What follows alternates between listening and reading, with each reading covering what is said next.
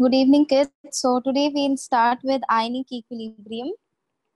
So today's session will be fully based on ionic equilibrium. Okay, so what a strong electrolyte is? See, the electrolytes which will be almost completely getting ionized in water, they are termed as strong electrolytes, and the ones which are unable to do so, which hardly ionize in water, they will be considered as weak electrolytes. We already know the most common examples. So it's like all the strong acids, strong bases, and salts that will be coming under strong electrolytes. So here we'll directly start with Oswald's dilution law. So Oswald's dilution law, in this, first of all, remember that it's only applicable for weak electrolytes, as it's only the weak electrolytes which will be having the tendency to ionize, and we can have the condition of equilibrium that will be set up. Or else if it's a strong electrolyte, see, it will be just one-sided arrow, because the ions will be, this electrolyte will be getting completely ionized. So for a strong electrolyte, I can't use a reversible one. It has to be as just one directional. So here if we take initial concentration to be as C, this will be as 0, 0. Here I'll get it as C into 1 minus alpha. This is C alpha, this is C alpha. So overall what we have to know is K will be given by, there is the ionization constant, which is C alpha square by 1 minus alpha, because 1 C will anyways get cancelled. So this is what we'll be getting it finally, and X is mostly found to be negligible when compared to 1. So K is normally for our calculations given by K is equals to C alpha square. So whereas alpha will be given by K by C. Guys, here an important thing I want to tell you is, mostly a question is given to you, a weak electrolyte, example like Ha, something like that, if they have given, it means the one which is having the ability to give one proton. In that particular case, please always remember the concentration of H3O plus or concentration of H plus is given by, as we can see here, the two ions at equilibrium, it's C alpha and C alpha.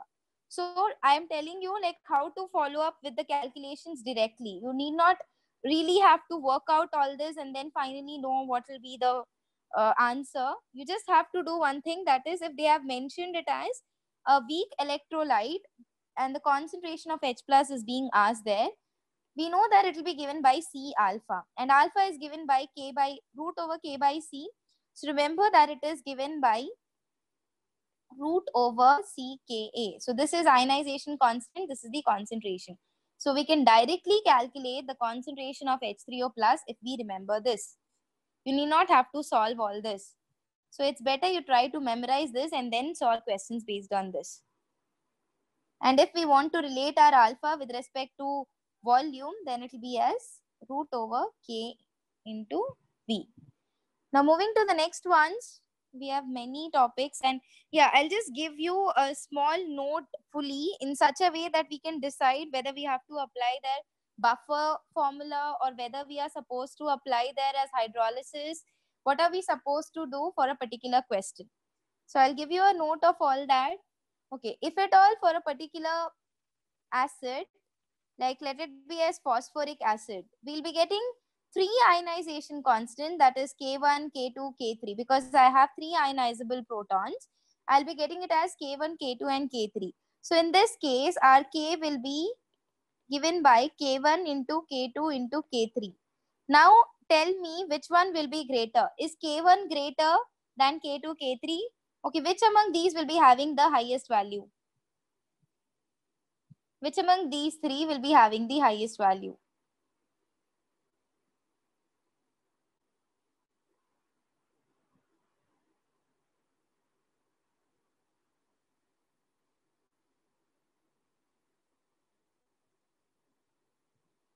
Good. Most of you are answering it correctly. Yes, it will be as K1, which will be having the highest value among the three. See, because when you go for K2 and K3, it becomes more difficult for me to remove a proton from a negatively charged ion. And hence here we'll be finding that it's more difficult for me to remove in the cases of K2 and K3. So its ionization will be better in the case of K1. So that will be having a higher value. And we have already studied something as common ion effect. So what does this mean is that the degree of dissociation of a weak electrolyte will be suppressed by the addition of a strong electrolyte which is having a common ion. And the most common examples are acetic acid and sodium acetate. Whereas here itself like ammonium hydroxide and ammonium chloride. So even we can take that. See, don't think that as it is an acidic one, so it will be able to just control or have a control only over the acids, because they are also used as buffers, the ones which will be having the ability to resist the change in pH. So don't think that the ones which are having acidic property, they'll only be able to resist the acidic pH. No, it can also be used to resist the change which is caused by the addition of bases. Both of them can be used also as buffers. Now coming to the most important sort of questions that we have got is based on solubility products. So solubility product, what it assumes here, okay, let me directly show you. It's like if we are considering an electrolyte AXBY, and here it will be as XA, which ionizes as Y plus YB, which will be ionizing as X minus. So here for this case, our K value, the solubility product is given by AY plus, and here it will be raised to the power of X, whereas Bx minus will be raised to the power of Y. So here we'll try to solve few questions based on what will be the relation between solubility and solubility product.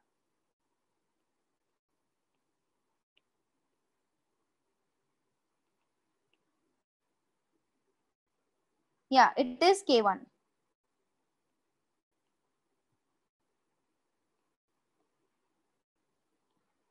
Okay, so here let us try to do it for, first of all, always remember if it is AX and BY,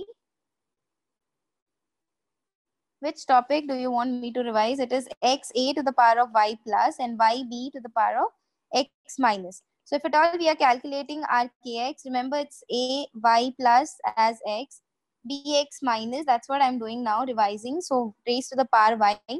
See, this one is something that we take it as solubility, Xs to the power of X, and here Ys to the power of Y. So here always remember it's always X to the power of X, Y to the power of Y, and S raised to the power of X plus Y. Remember this. This is a very important one. So it's directly X to the power of X, Y to the power Y, S to the power of X plus Y. Remember, this is your solubility and this is your solubility product. Okay, the others who have joined right now, what I have revised is Oswald's dilution law. If at all we are taking any weak electrolyte, this is how it proceeds. Initially C, and here it's 0, 0, and at equilibrium we are getting this. So finally we'll be getting K equals to C alpha square if our alpha is mostly found to be negligible when compared to 1.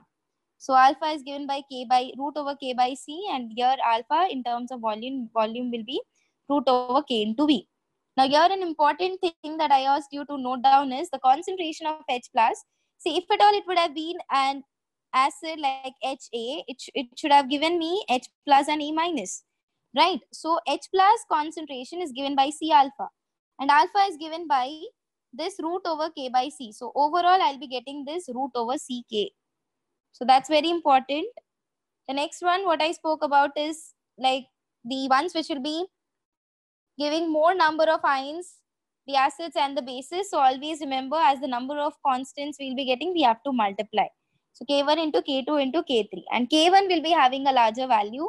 The reason is very simple, because when you go for K2 and K3, I'm trying to remove a proton from a negatively charged species, which becomes more difficult. So your common ion effect. So here what happens is the degree of dissociation.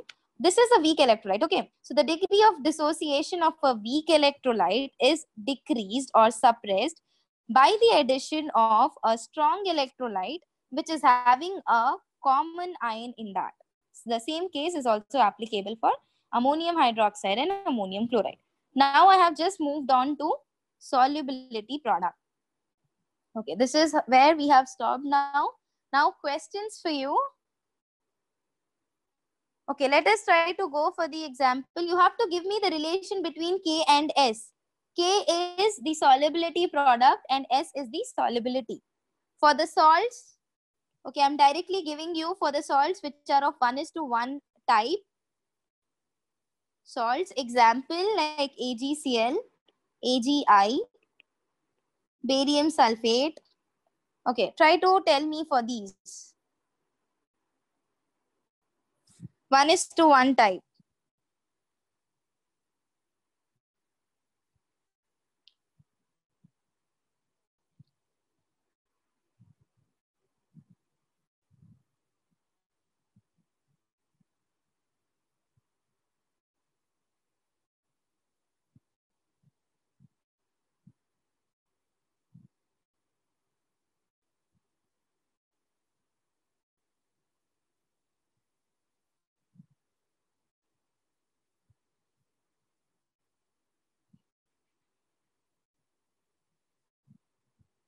Good. Yeah, most of you have answered it correctly that yes, it will be as K is given as S square, right? Or else S will be given in terms of root over K. The next one, let us go for 1:2 or 2:1 type of salts. So examples are like silver carbonate. Just do it again. Your answer is not correct. Yeah, try to tell me for this. Good.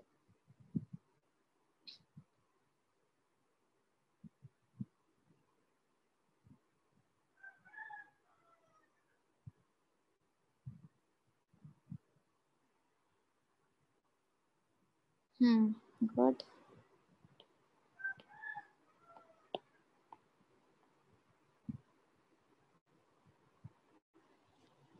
Yeah.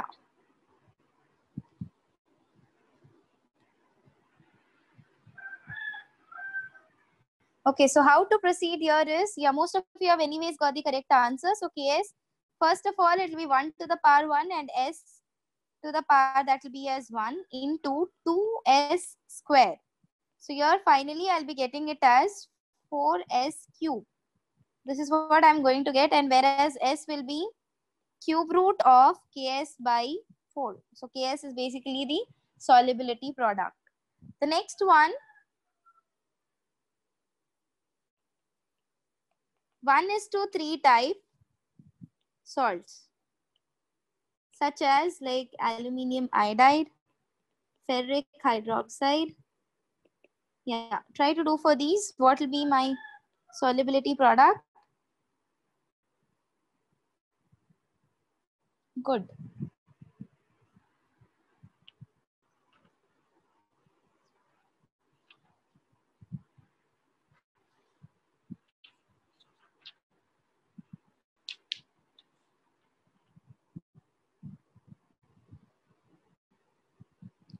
No.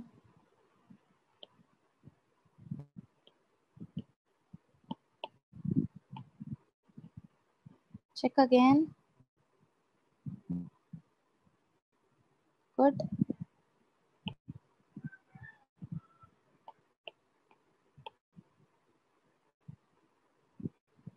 Good. Yeah. Yeah. Okay. So how to do this is, it will be S into 3S cube. So we are going to get it as 27S to the power of 4.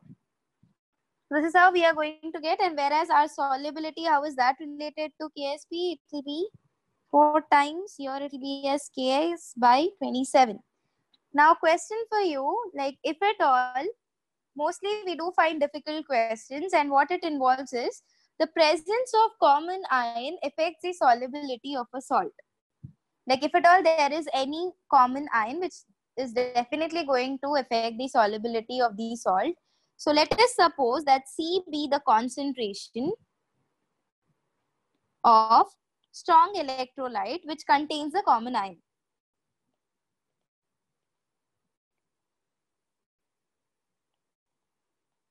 Then tell me the new solubility of salt.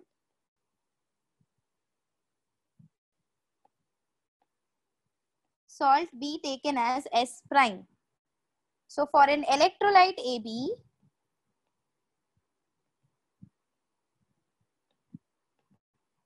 now my S square will be what? So here what we'll find is that our Ks, which is equals to our S square, is now equals to S prime plus C.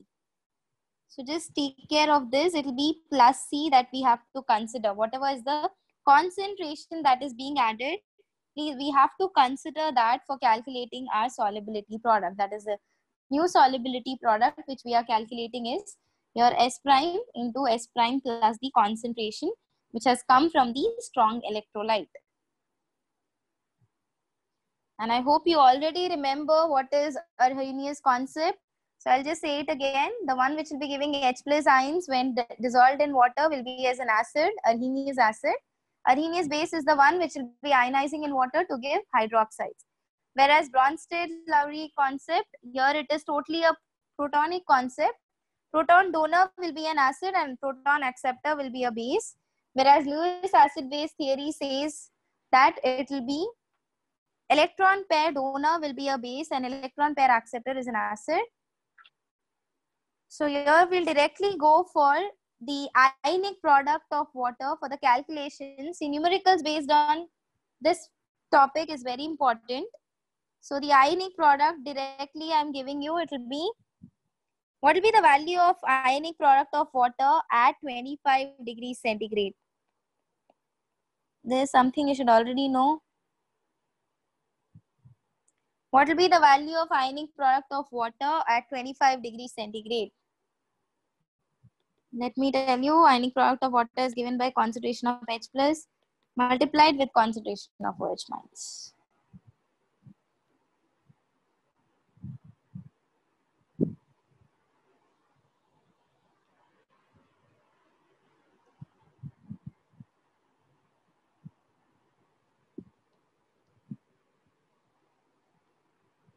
This is what I was waiting for. Please don't take it as 10 to the power of 7. It is not 10 to the power of 7. It will be as 10 to the power of minus 14.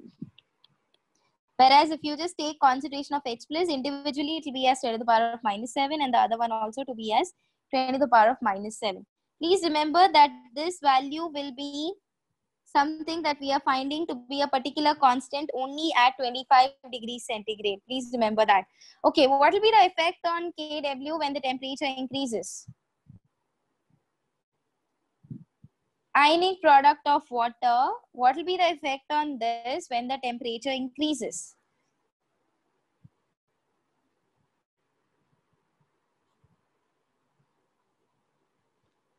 What is going to happen to my ionic product?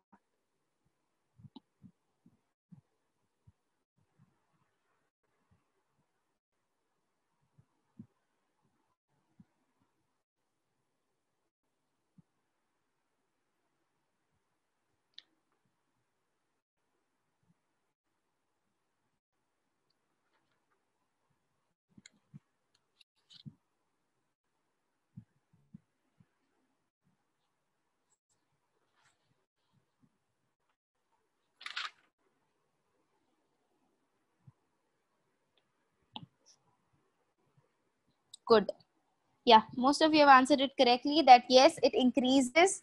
And the reason being so obvious, as we are increasing the temperature, the extent of ionization is definitely going to increase. So the ionic product of water is something that we'll find that it is going to increase. So don't fix it as a particular value when the temperature is going to increase.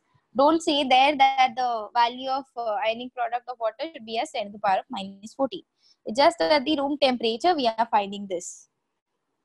Okay, again, yes, the ionic product of water increases with the increase in temperature, because when we are trying to increase the temperature, the extent of this hydrolysis which is going to occur, or the extent of the ionization is going to increase. So that will eventually increase my ionic product of water. So this table, I think I've already given it to you. So let us just revise that. And then finally, we'll summarize the pH values. We already know that pH calculation, it will be as minus log of concentration of H3O plus or H plus, whereas pOH will be as minus log of concentration of OH minus. And pH plus pOH will be how much? Definitely at 25 degrees centigrade.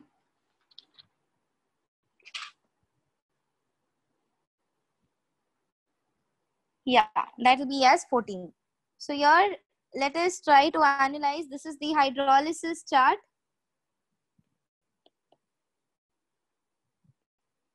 This will be the degree.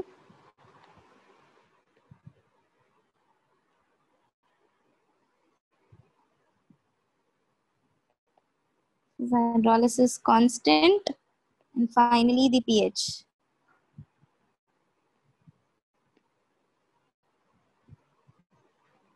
We denote the degree of hydrolysis with H and hydrolysis constant with K subscript H. So see here, if at all the salt like NaCl, which is the salt of strong acid plus strong base, the nature is anyways neutral. So neutral means anyways we know that the pH has to be 7 and it doesn't undergo any hydrolysis. So no hydrolysis for the salt which is formed from a strong acid plus strong base. So this concept is supposed to be applied only to the other three. So this is a salt of weak acid plus strong base, and hence the nature will be definitely basic. Hydrolysis constant is given by the ionic product of water by CKA. And whereas hydrolysis constant is given by ionic product of water by Ka, and pH is given by half of pKw plus pKa plus log C. Please remember all this, and just as I've already told you, always focus on the one which is weak acid, so that you will always consider your term as Ka. You will not forget that whether you are supposed to take it as Ka or Kb. It's a weak acid one, so I have to consider the term as Ka. So shall I move to the next slide? Because the last thing is very important. The last one will be as a full chart telling you where we have to apply the formula for buffer, where it should be for hydrolysis, where it is direct pH calculation.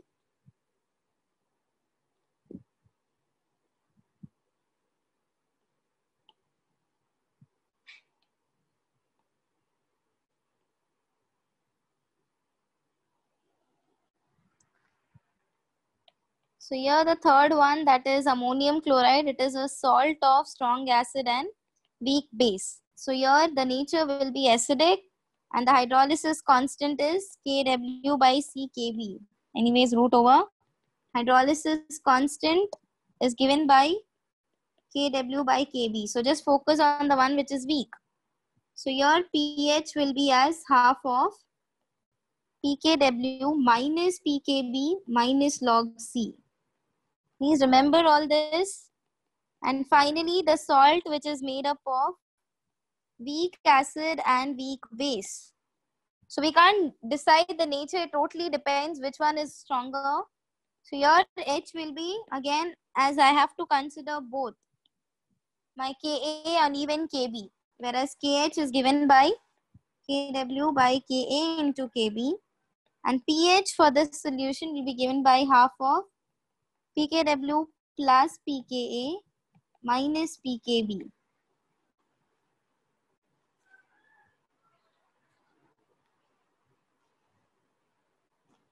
Guys, the next one is very important. Shall I move to the next one?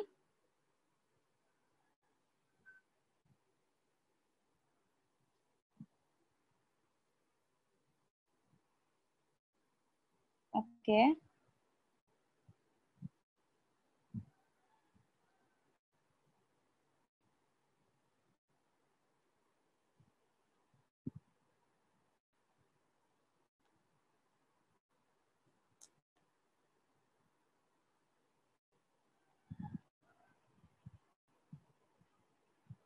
Is it done now? Shall I move?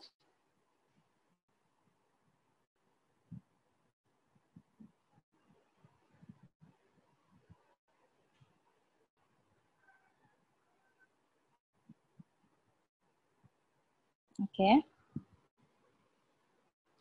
Okay. So please focus here.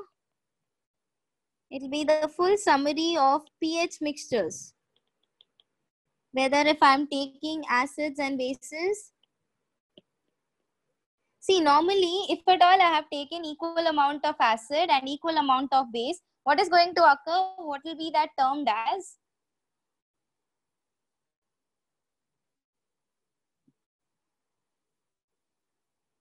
If you have just taken equal amount of an acid and equal amount of base.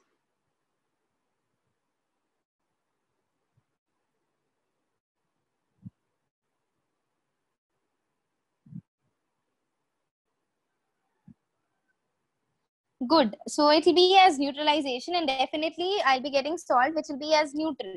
So let us assume that it is X milliequivalents of acid, that is HA, and let us assume that Y is the milliequivalent of base, that is BOH. They are mixed. Okay. Now the milliequivalence is something that we have to take it in terms of N into V, because we always try to do this neutralization as N into V. N1 V1 of this acid should be equal to N2 V2 of the base. That's how we always do the neutralization or even dilution. So all that will be following this particular thing, that is milliequivalence is equals to N into V ml. Now we know that N is M into, as we are just going to deal with acids and bases, it will be as acidity or basicity factor. Now we'll go to the first case. Please listen carefully, because in each one we'll be having 3 cases. So let us go to the first case, that is of strong acid and strong base. Okay. Under this, again, we have 3. That is, if at all assume that X and Y concentrations are same. It means whatever is the amount that I have taken for an acid, it is equal to the amount that I have taken for my base. Then what will be my pH? How am I supposed to calculate the pH?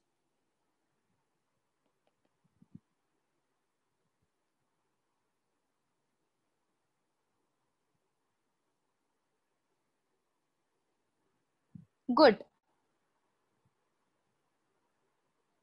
See, these will make your numericals easy, so just try to focus.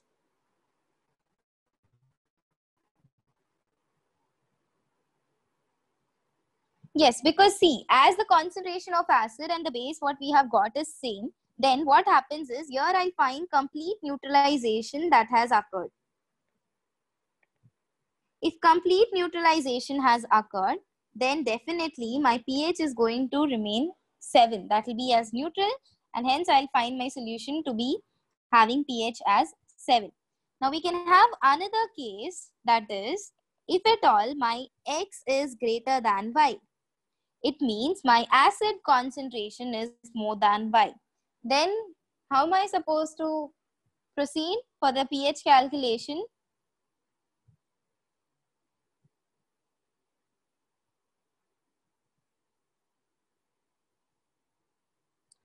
Okay, so see here, so the milliequivalence of remaining acid. See, if at all I have taken here, whatever is the concentration, the remaining, as it's more for my X, that is my acid. So definitely there will be some amount which is remaining for this acid. So the milliequivalence of remaining acid is, I can get it by X minus Y. I can calculate the remaining acid when I'm just doing this calculation of X minus Y. And hence my Na is calculated by X minus Y by the volume V. So the concentration of H plus, that is of a strong acid, that is equals to Na, which is X minus Y by V. So remember, your pH calculation is minus log of X minus Y by V ml.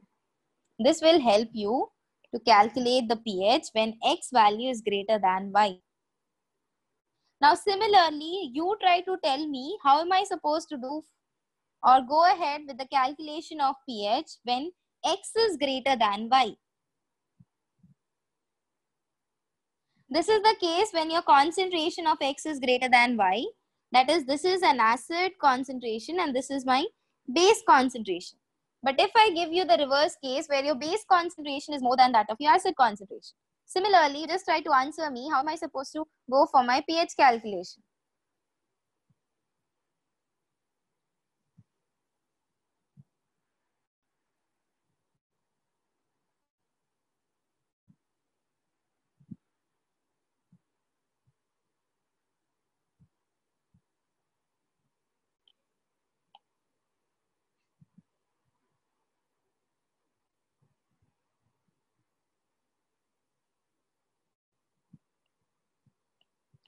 When Y is greater than X, here again it will be same way.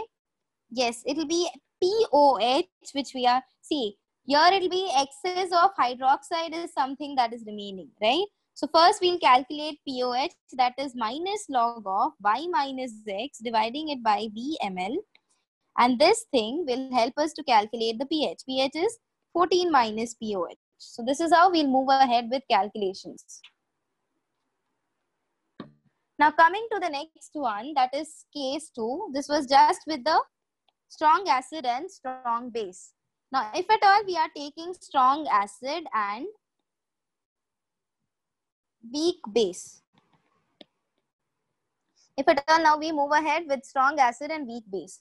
The first condition, that is X is equals to Y. What is going to happen?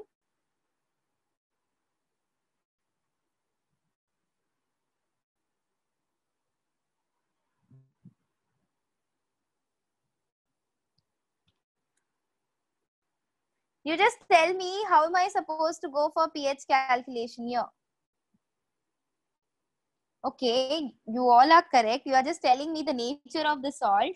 That is fine, but try to just tell me what will be the formula or how am I supposed to do the pH calculation.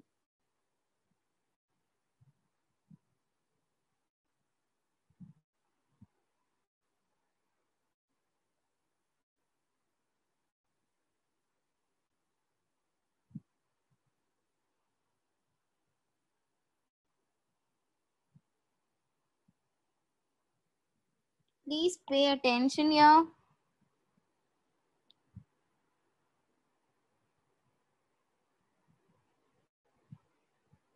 Okay, listen here. If at all X is equals to Y, there will be definitely salt formation after complete neutralization. And the salt of weak base and strong, what we have taken here is, weak base and strong acid will undergo hydrolysis. So in such case, we will be seeing that hydrolysis occur. And if hydrolysis occur, what are we supposed to do? It's pH here. pH is equals to half of pKw minus pKb minus log C. So whenever it's a strong acid, see, it's not a strong acid and strong base such that complete neutralization is going to occur. No.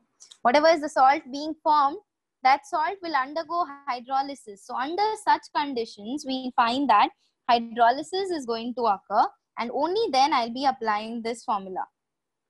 And see, we already know it is the concentration of salt in moles per liter. Clear? Now the next one. See, all this is very useful for doing the numericals. The next case, if at all X is greater than Y, it means that my strong acid will remain after neutralization. Even after neutralization, I am observing that Strong acid is going to remain. See, if strong acid is going to remain, how am I supposed to calculate the remaining acid concentration? So remaining acid concentration is given by X minus Y milliequivalents. And similarly, as we have gone ahead with the pH calculation, it is pH is equals to minus log of X minus by PML. So whenever like here it's strong acid mole, so directly we can go for pH is equals to minus log of H plus concentration. And that H plus concentration is given by X minus Y by VML. So this is how we'll be calculating pH. Now the third case, if at all Y is greater than X, how am I supposed to proceed? So in this case, it will be weak base which is going to remain. So what am I supposed to do?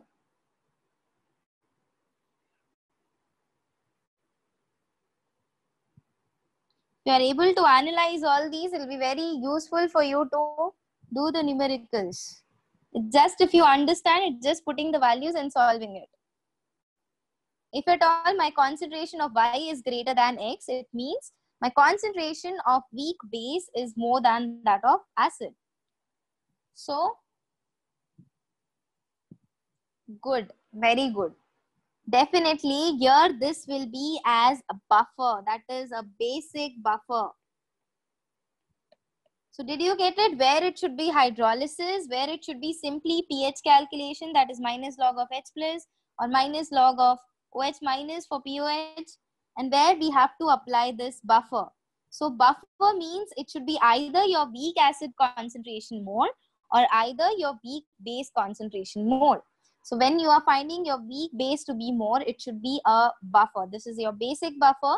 And we know the Henderson's equation, which is as, like if we are calculating POH, this is pKb plus log concentration of salt by the concentration of base. And remaining base, however, how am I supposed to calculate is Y minus X milliequivalents, whereas salt will be X milliequivalents. And salt and base should be taken in terms of moles per liter. And after calculating our pH, we know that 14 minus pH will help us to get the POH. Shall I move to the next slide? We have third case and then the fourth one.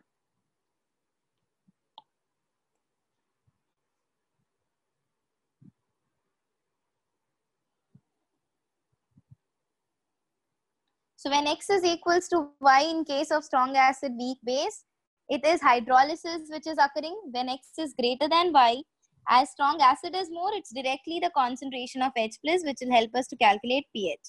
But when Y is greater than X, which gives more concentration of weak base, it is a basic buffer which is formed, which will help us to go for the calculation, that is, this is plus here, the Henderson's equation that says POH is equals to pKb plus log of salt by base. Yeah, so the next case, the third case is, that is the strong base and weak acid. If at all we are taking strong base and weak acid, first case X is equals to Y. Now you should answer for all the three. If X is equals to Y, then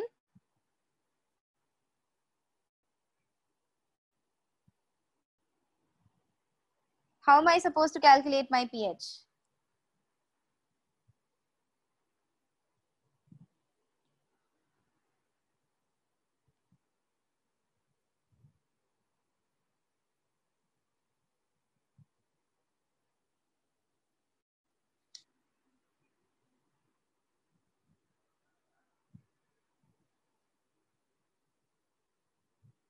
Good. You could have just given me the word. That's enough. Very good.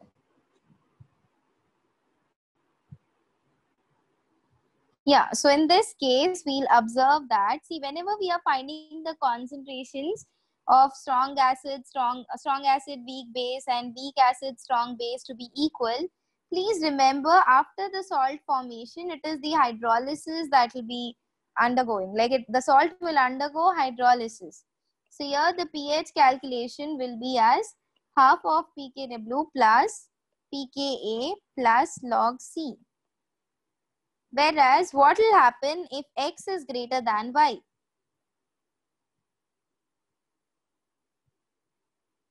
For this, how am I supposed to go ahead with pH calculation?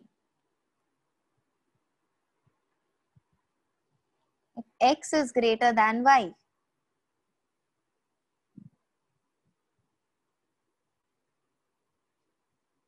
Good.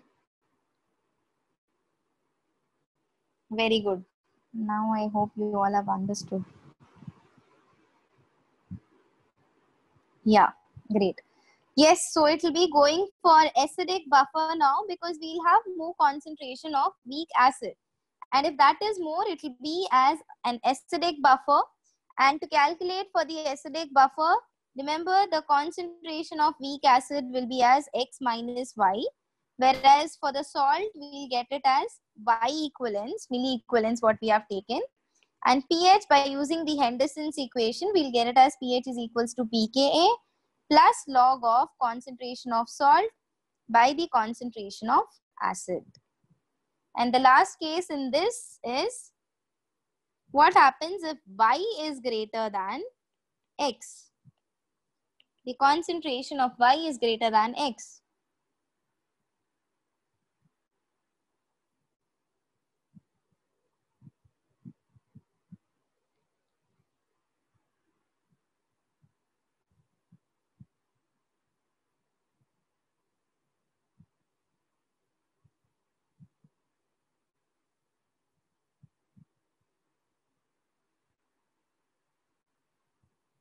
Very good. Yes, in this case, good. Very good. So here the remaining base, as the whole solution becomes basic now, and remaining base concentration we'll calculate by Y minus X milli equivalents, and as it's the full concentration, I have to also consider volume. So POH calculation is minus log of Y minus X by V ml. So this is how we'll get the POH calculation. Now the last case, that is case 4. If at all we are taking just weak acid and weak base. And if we say that X is equals to Y, then if X is equals to Y, then what am I supposed to do?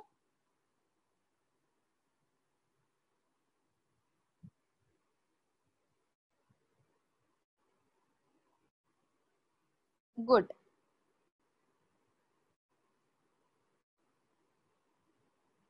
Yes, the salt will undergo hydrolysis. So if the salt is undergoing hydrolysis, the pH calculation will be as half of pKw plus pKa minus pKb. So whenever the concentrations are same, for either of them to be like base weaker one, please remember that it definitely undergoes hydrolysis. And what happens if X is greater than Y? And what happens if Y is greater than X? First tell me for this, if X is greater than Y.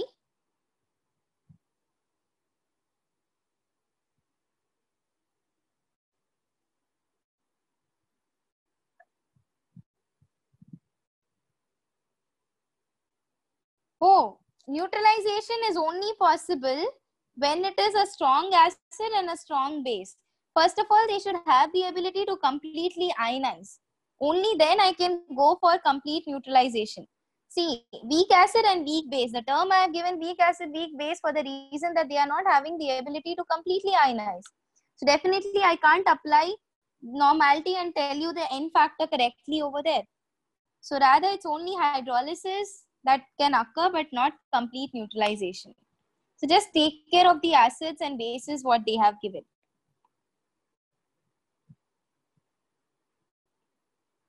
Guys, answer for these two. If X is, yeah, great.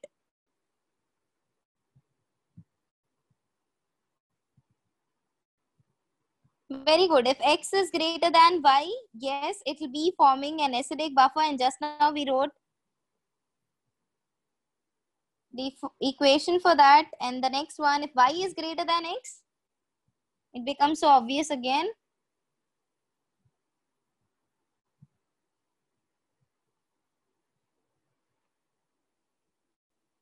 Good. It will go for basic buffer.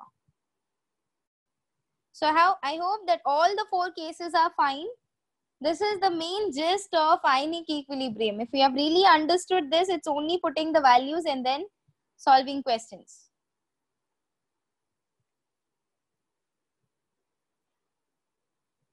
Good. Now, shall we do some numericals? We still have 15 minutes.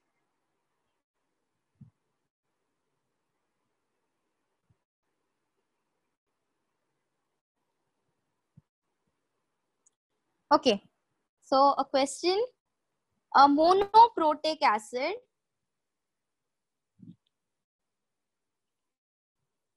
in 0.1 molar solution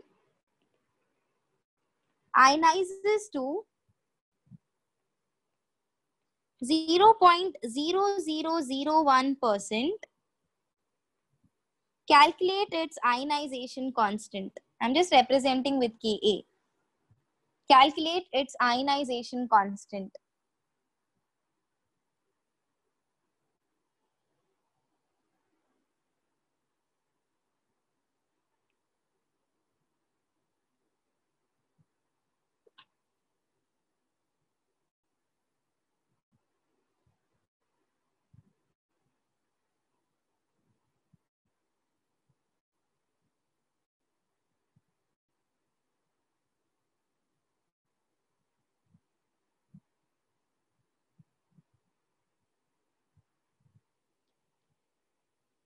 Let's try to be a little quick so that we can do more.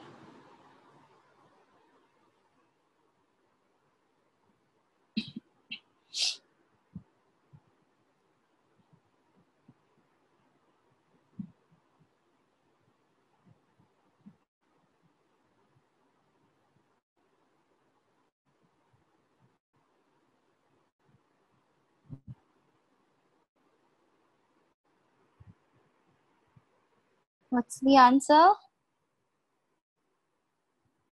No one got the answer till now.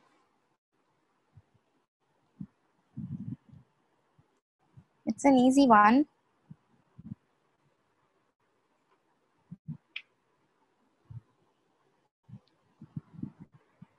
Good. But still many more to answer. Okay, we can't wait for so long for such small question. See here, so Ka is given by C alpha square and C is 0.1. Please be careful with your alpha. See, its alpha is 0.001 and dividing it by 100, this should be the square. So you can see that from this I'm getting 10 to the power of minus 4 and dividing still by 100. That gives me 10 to the power of minus 6 square into 0.1. This 0.1 is also 10 to the power of minus 1. So from here, I'm getting 10 to the power of minus 12 and 10 to the power of minus 1. So overall, I'm getting it as 1 into 10 to the power of minus 13. So this is your answer. I hope it's clear now. Next question. The H plus ion concentration. The H plus ion concentration in moles per decimeter cube in 0.2 molar solution of weak acid HA. So your Ka value, you take it as 2 into 10 to the power of minus 7.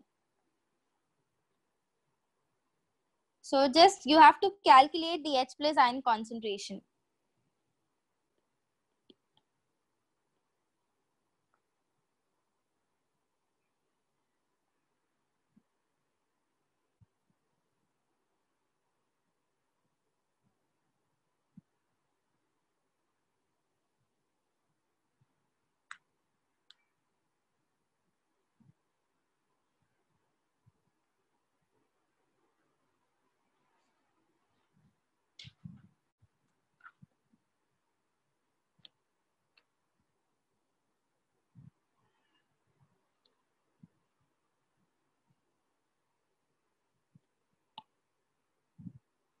Good.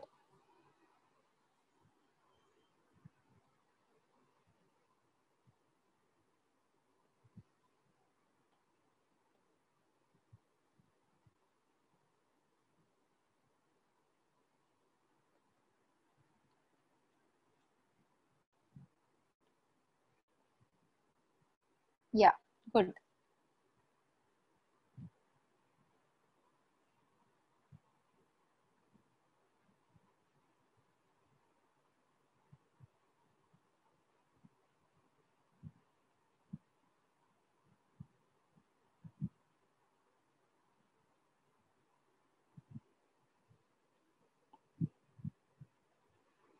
No.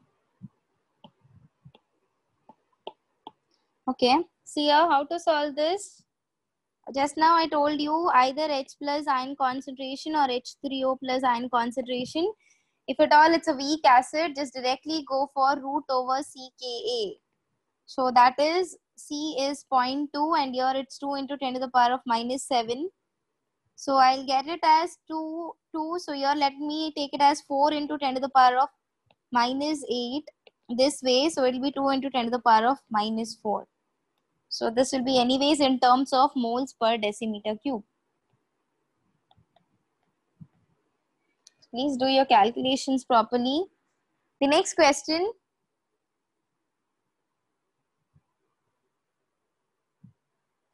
If X moles per liter is the solubility of potassium aluminium sulfate, then KSP. You have to tell me then what will be KSP. Okay, I'm giving you the 4 options.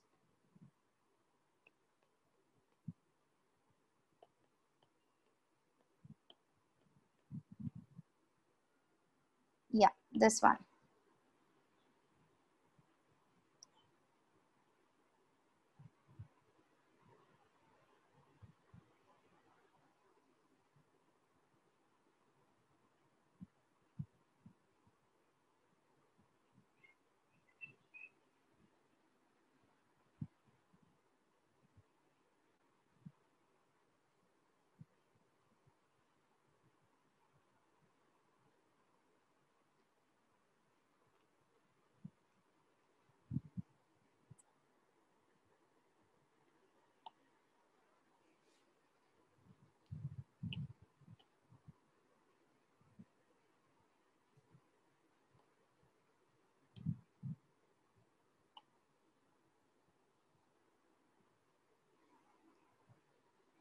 Good.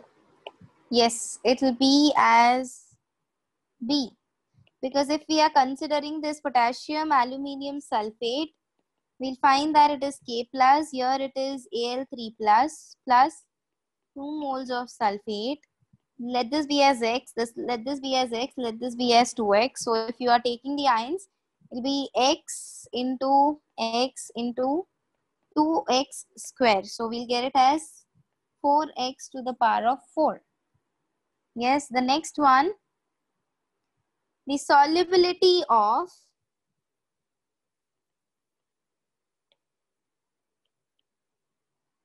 Sb2S3, that is stibnous sulfide, in water is 1 into 10 to the power of minus 5 moles per liter at 298 Kelvin. What will be its solubility product?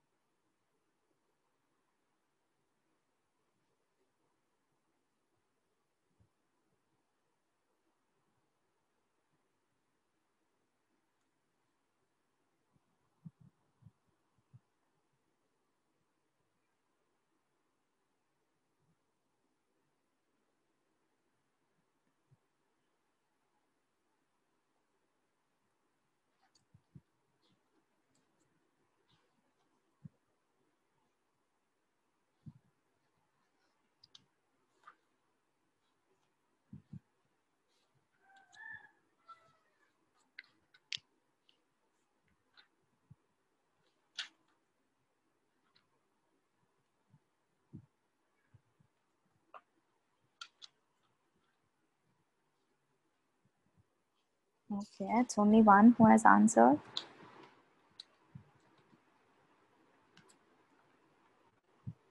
Yeah, good.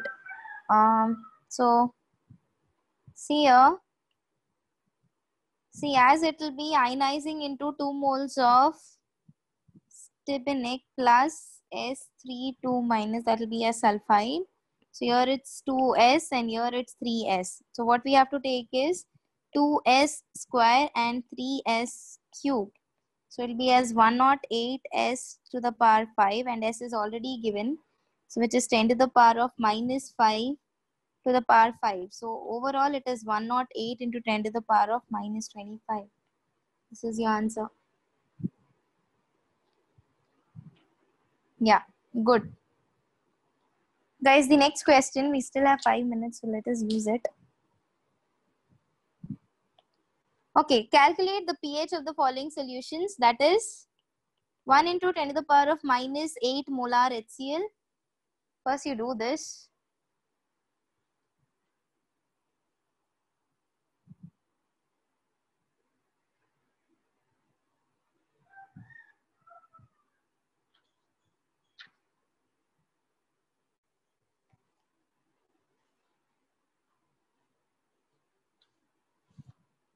I think you already know how we have to solve this.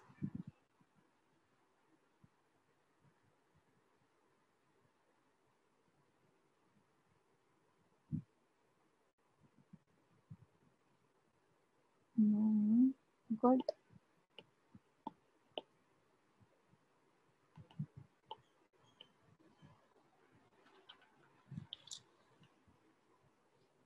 Should not even solve. Like, you should have directly got the answer. Yeah.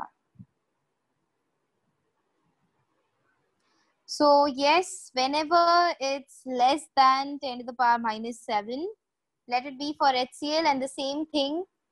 Oh, it's not 8. Guys, it can't be 8 for an acid. That's what is the question. That's the reason I gave you this question.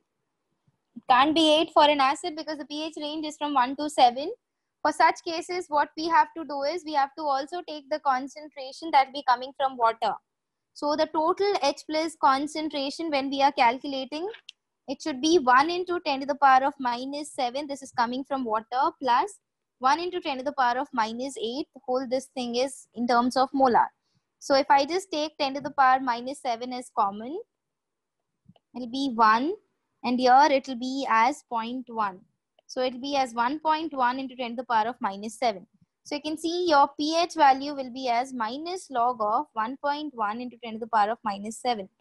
So here minus, so if we just take this properly, it will be as minus of log of 10 to the power of minus 7. Minus here and minus here, so it will be as plus 7. And here it will be as minus 0.041. 414. So whatever it be, it's slightly less than that of my pH value of 7. So please always remember, whenever you are getting such concentrations, we have to also include the concentration from water. Similarly, the same question, if I just want to ask you that if at all I want you to ask that what will be the pH value of 1 into 10 to the power of minus 8 molar sodium hydroxide, then what are you supposed to answer? What will be the answer for this? See, whenever it's the hydroxide concentration, it will only give you pOH. No. Guys, please, not again. See, it is hydroxide concentration. So basically from this, I'll get my pOH value to be as 8. If pOH is 8, what will be your pH value? How can pH value of a base be as 6? It's contradicting to what we have already known. So you can't go for this. So again, in this case, I have to consider the concentration from water. Again, hydroxide concentration that comes from water. So again, here it's hydroxide concentration, that is 1 into 10 to the power of minus 7 plus 1 into 10 to the power of minus 8. So again, we'll get it as 1.1 into 10 to the power of minus 7. But what you are going to get is your pOH, that is 6.95. Whatever you have got is your pOH. So pH will be what? 14 minus your value of pOH. So that will be something slightly greater than that of your 7. So please be careful with such questions. So always remember, whenever the concentration of acid and base is less than 10 to the power of minus 7, we always have to take the concentration from water. Like the contribution, whatever is coming from water is also to be considered. Please be careful while doing such pH calculations. This was a very important one. Guys, we can stop our session here. So these were the major ones. It doesn't mean that all the types of numericals we have solved. Please try to solve it by yourself. But these were the major ones that we could do. You can just tell me whichever slide you want me to show now. Yeah, welcome.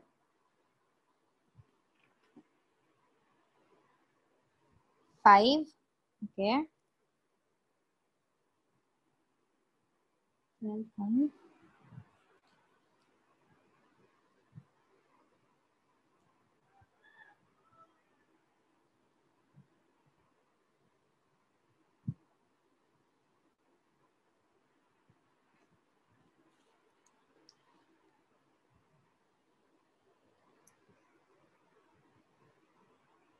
Eight.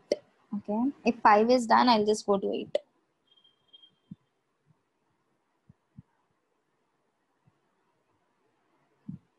Welcome, dear.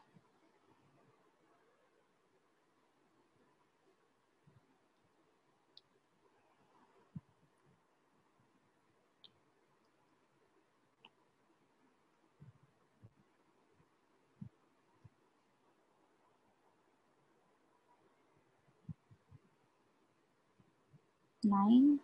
Okay.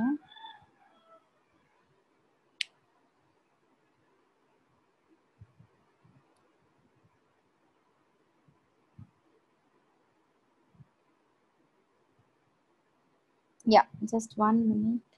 I'll just show you that 6th one. 9th is done.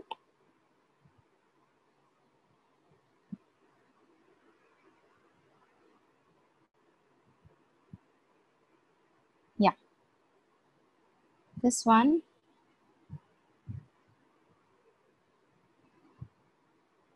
14th. Yeah. 1 minute there.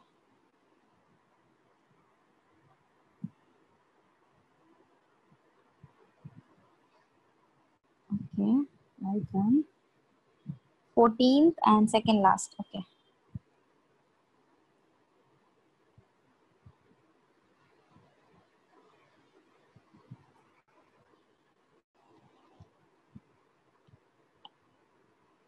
If you are done, just let me know so that I'll go to the second last one.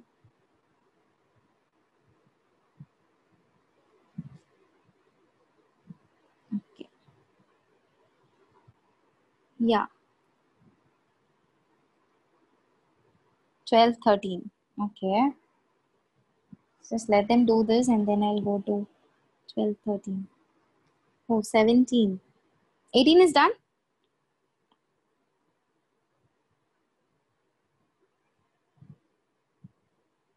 17th is this.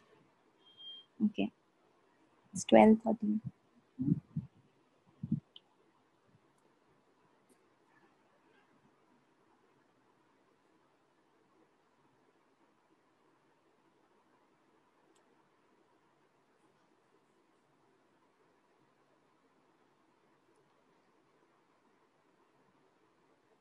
12, 13, 7.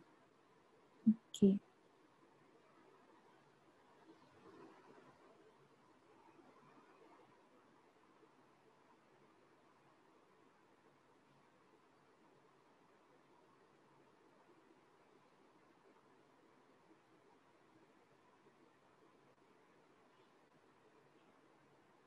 Okay. 7th one then.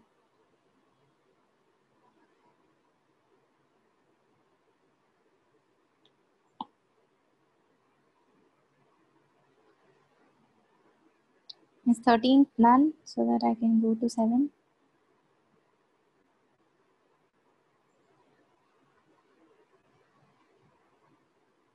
Okay.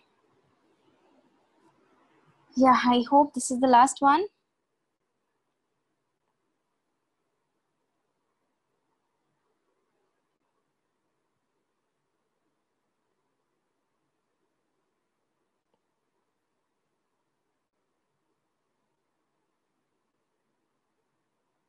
Okay, welcome. Okay, good. So I'll stop the session here.